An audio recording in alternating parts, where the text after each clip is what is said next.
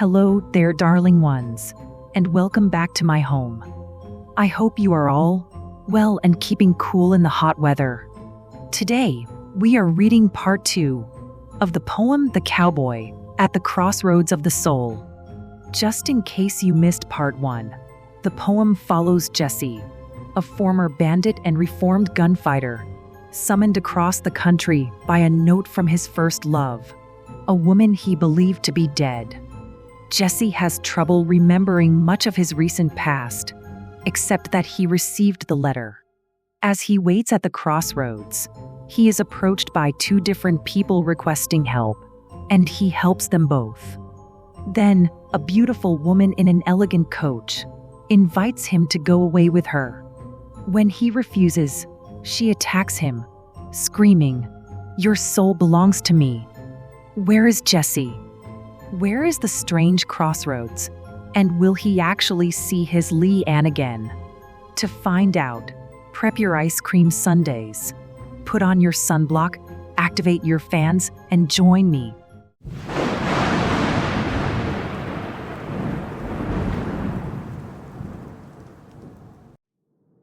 The Cowboy at the Crossroads of the Soul. Part 2. "Damn you," she shrieked. "Your soul belongs to me. You've 2 decades of sinning under your belt. Why should God above care?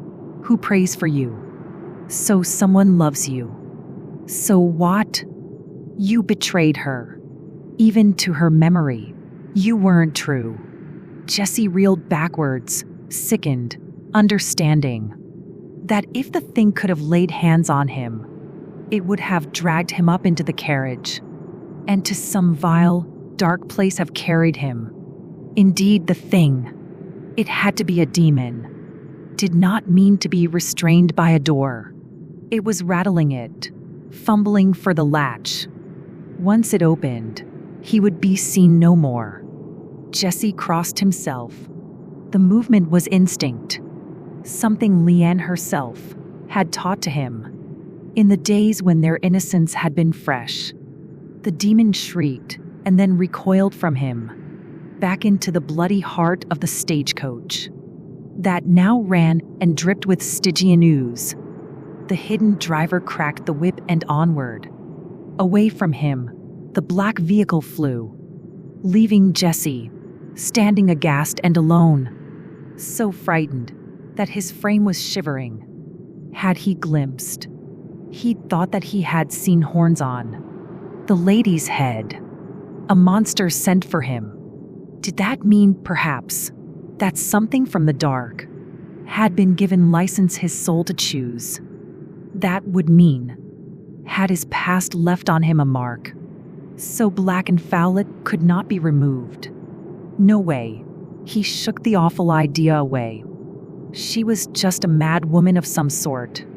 He had not traveled to meet her here, today. He'd come to answer the letter, of course. As he'd promised, he'd wait here until midnight, to see if his summoner would arrive. If she did not, then he would take to his heels, and thank God's grace that he was still alive.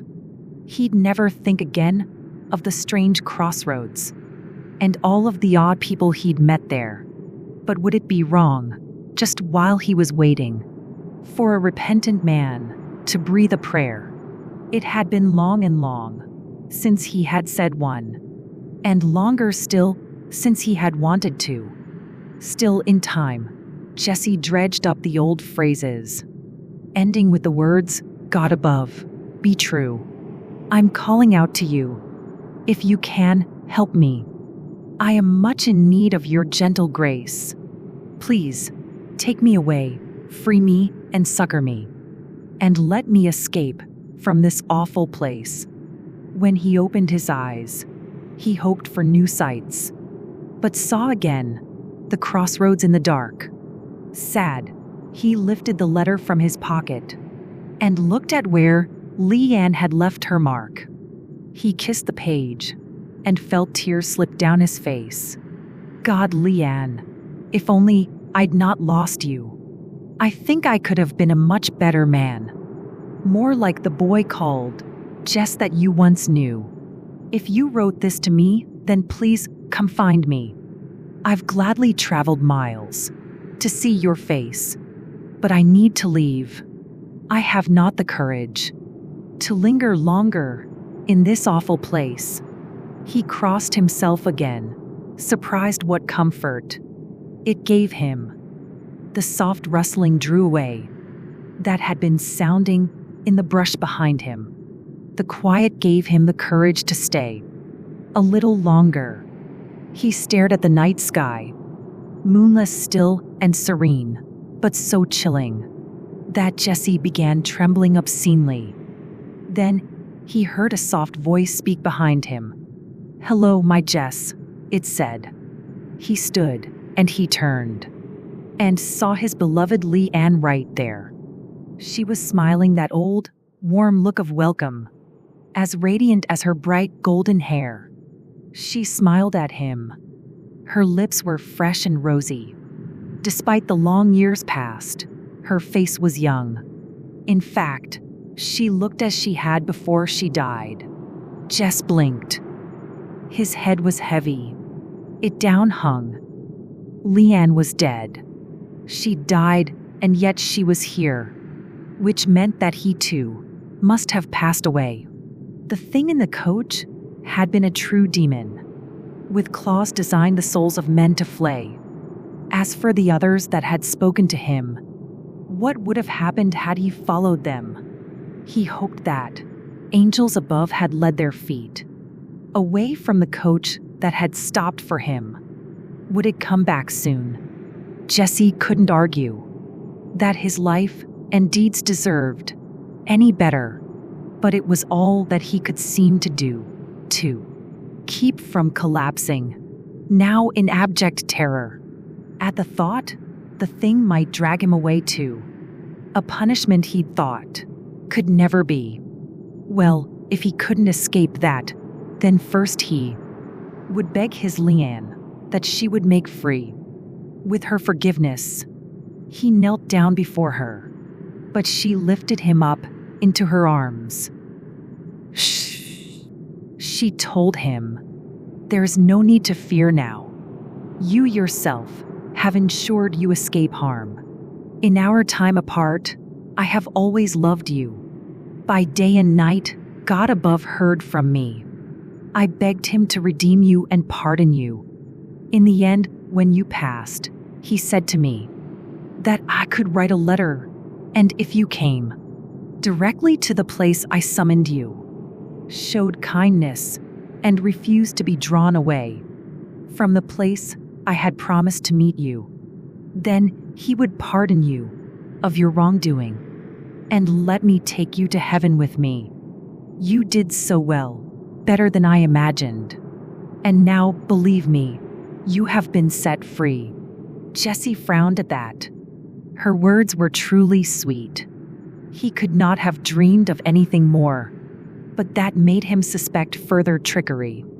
"If you are the Leanne I knew before, then tell me what gift it was I gave to you out in the field the night you turned 18.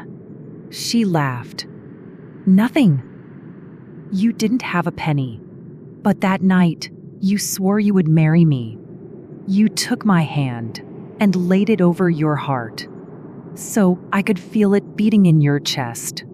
And you told me your heart was my birthday gift, that you would always hold my love the best. And if you ever were to betray my trust, or let some other fair enchant your eye, you'd let me cut the heart from you and keep it. So in one way, we'd never say goodbye. It is you." Jesse breathed. "And do you mean to take the gift that I once offered to you? Would you argue that I have not deserved it?"